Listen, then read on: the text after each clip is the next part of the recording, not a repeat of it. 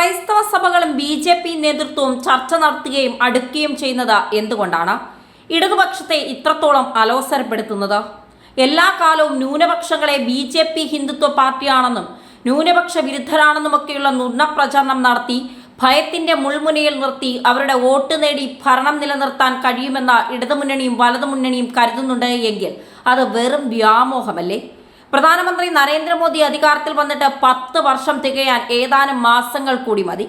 നരേന്ദ്രമോദി അധികാരത്തിലെത്തും മുൻപ് ഇടതുമുന്നണിയും വലതുമുന്നണിയും കേരളത്തിൽ മാത്രമല്ല ദേശീയ തലത്തിൽ തന്നെ എന്തെല്ലാമാണ് പറഞ്ഞത്.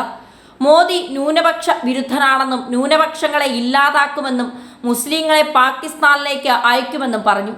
ഇന്ന് പറഞ്ഞതെല്ലാം വിഴുങ്ങി കണ്ണീരിന്റെ വക്കത്താണ് ഇരു മുന്നണികളും.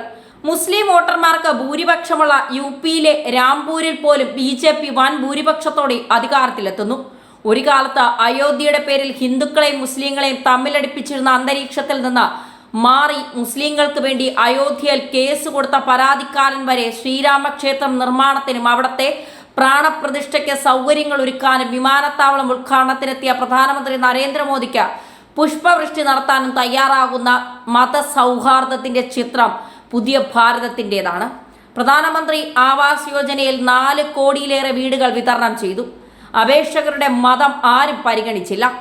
കോടിക്കണക്കിന് ആളുകൾക്ക് പൈപ്പിലൂടെ കുടിവെള്ളമെത്തി. ആരുടെയും മതം ചോദിച്ചില്ല. 10 കോടിയിലേറെ ആളുകൾക്ക് ഉജ്ജ്വല യോജനയിലൂടെ സൗജന്യ ഗ്യാസ് കണക്ഷൻ എത്തി. ആരുടെയും മതം ആരും അന്വേഷിച്ചിട്ടില്ല. കോടിക്കണക്കിന് ആളുകൾക്ക് ആയുഷ്മാൻ ഭാരതിലൂടെ ചികിത്സാ സഹായം എത്തി. ആരുടെയും മതം ചോദിച്ചില്ല. ഇത് മോദിയുടെ ഗ്യാരണ്ടിയുള്ള പുതിയ ഭാരതം. ആരോടും പ്രീണനമില്ലാത്ത, ഏതെങ്കിലും മതക്കാരെ വോട്ട് ബാങ്കായി കാണാത്ത പുതിയ ഭാരതം. മുസ്ലിം ഭൂരിപക്ഷ പ്രദേശങ്ങളിലെ സാധാരണക്കാരായ മുസ്ലിങ്ങൾ നെഞ്ചിൽ കൈവച്ചു പറയുന്നു, നരേന്ദ്രമോദി വീണ്ടും അധികാരത്തിലെത്തണം. ഭാരതത്തിന്റെ മണ്ണിലെത്തിയ എല്ലാ മതങ്ങളെയും 2 കൈയും നീട്ടി സ്വീകരിച്ച് അവർക്ക് ആരാധനയ്ക്കും ജീവിതത്തിനുമുള്ള എല്ലാ സൗകര്യങ്ങളും ചെയ്തു കൊടുക്കുന്ന പാരമ്പര്യമാണ് നമുക്കുള്ളത്. ലോകം മുഴുവൻ മതപീഡനം ഏറ്റുവാങ്ങിയ ജൂത സമൂഹം ഭാരതത്തിന്റെ മണ്ണിൽ സുരക്ഷിതരായിരുന്നു.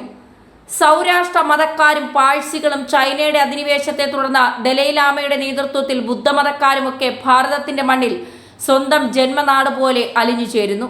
ഇത് നമ്മുടെ പൈതൃകമാണ്, പാരമ്പര്യമാണ്, സംസ്കാരമാണ്. നമ്മൾ ലോകത്തൊരിടത്തും മതത്തിന്റെ പേരിൽ യുദ്ധം വെട്ടിയിട്ടില്ല. മതപരിവർത്തനം ചെയ്യാൻ പോയിട്ടില്ല. വിജ്ഞാനത്തിന്റെ പ്രസാരവുമായി ലോകം മുഴുവൻ ദൈഷ്ണികത കൊണ്ട് കീഴടക്കാൻ പോയ ജ്ഞാന തപസ്വികളുടെ നാടാണ് ഭാരതം.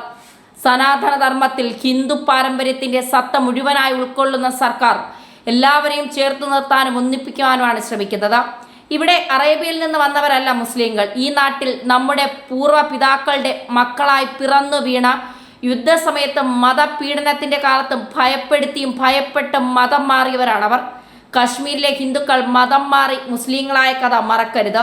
ഇതുതന്നെയാണ് ക്രിസ്ത്യാനികളുടെയും അവസ്ഥ. ഇവരെല്ലാവരും 7 or 8 തലമുറ മുമ്പ് ഒരേ പൈതൃകത്തിൽ ജനിച്ചു വളർന്ന വിശ്വാസത്തിന്റെ പേരിൽ ആരാധനാക്രമം മാത്രം മാറ്റിയവരാണ്. അവരെ നരേന്ദ്രമോദി അല്ലെങ്കിൽ BJP ചേർത്ത് നിർത്തുമ്പോൾ എന്തിനാണ് അതിൽ രാഷ്ട്രീയ മുതലെടുപ്പ് നടത്താൻ ശ്രമിക്കുന്നത്? പ്രധാനമന്ത്രി നരേന്ദ്രമോദി അദ്ദേഹത്തിന്റെ വസതിയിൽ നൽകിയ ക്രിസ്മസ് വിരുന്നിൽ എല്ലാ ക്രിസ്ത്യ മതമേലധ്യക്ഷന്മാരും പങ്കുചേർന്നു. പങ്കെടുക്കാനെത്തിയ മലയാളികളുടെ പ്രിയങ്കരിയായ അത്ലറ്റ് അഞ്ജു ബോബി ജോർജ് കായിക മേഖലയിൽ പ്രധാനമന്ത്രി നടത്തുന്ന ഇടപെടലുകളെക്കുറിച്ചും അദ്ദേഹത്തിന്റെ കാലത്ത് മത്സരിക്കാൻ കഴിയാതെ പോയതിനെക്കുറിച്ചും പറഞ്ഞു. മോദിയുടെ വിരുന്ന് കഴിഞ്ഞ ഉടൻ തന്നെ സാംസ്കാരിക മന്ത്രി സജി ചെറിയാൻ പ്രതികരിച്ചു. കേക്കും മുന്തിരിയിട്ട് മാറ്റിയ വീഞ്ഞം കഴിച്ചപ്പോൾ മതമേലധ്യക്ഷന്മാർക്ക് രോമാഞ്ചം വന്നു എന്നായിരുന്നു പ്രതികരണം.